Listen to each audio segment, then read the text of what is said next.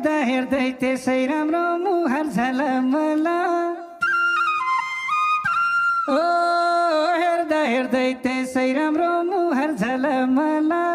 आकाशैमा तारा लाग्यो परे अलमला 12 बजे झुक्यायो 12 बजे झुक्यायो मैमलीले निद्रा लुकायो ओ उल्टो भयो सिरानी सिरानीले टाउको दुखायो